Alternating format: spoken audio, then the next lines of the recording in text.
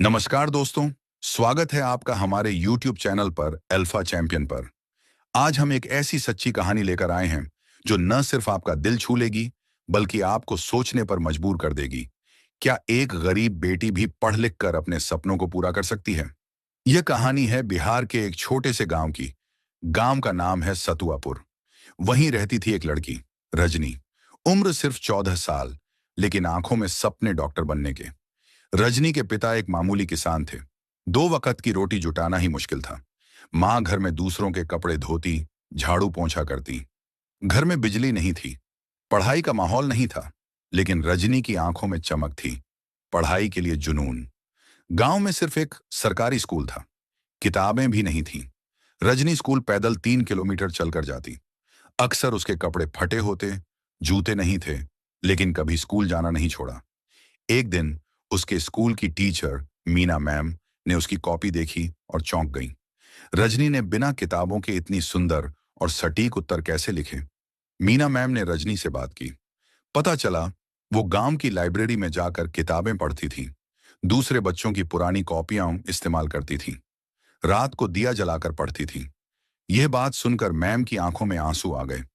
जब रजनी 8वीं पास हुई तो पिता ने कहा, अब बहुत पढ़ लिया, अब घर के काम में हाथ बटाओ। रजनी रोई।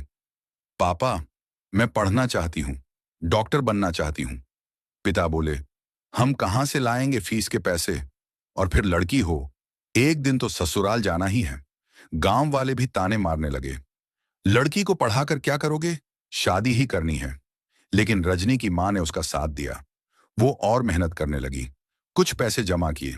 मीना मैम ने भी मदद की, किताबें दी, स्कूल फीस में सहायता की। मीना मैम ने एक एनजीओ से संपर्क किया जो गरीब बच्चों को शिक्षा के लिए सपोर्ट करता था। एनजीओ ने रजनी की मेहनत को देखकर उसे स्कॉलरशिप दी। स्कूल की पूरी फीस माफ हो गई, साथ में किताबें और साइकिल भी मिली। अब रजनी का आत्मविश्वास और बढ़ गया।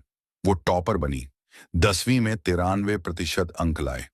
गांव वालों की सोच बदलने लगी। अब वही लोग उसकी तारीफ करने लगे। रजनी ने इंटरमीडिएट भी अच्छे अंकों से पास किया। अब उसका सपना था नीट की तैयारी करना। मीना मैम और एनजीओ ने मिलकर उसे एक कोचिंग सेंटर में दाखिला दिलवाया। रजनी ने दिन रात मेहनत की। सुबह 5 बजे उठकर पढ़ाई, फिर स्कूल, फिर रात तक पढ़ाई। पहले प्रयास में ही रजनी ने नीट क्वालिफाई कर लिया। आज वो पटना मेडिकल कॉलेज में एमबीबीएस कर रही है।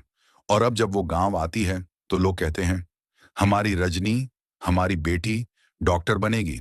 रजनी की कहानी बताती है कि अगर सच्ची लगन हो और समाज थोड़ा सहयोग करे तो कोई भी लड़की पीछे नहीं रह सकती।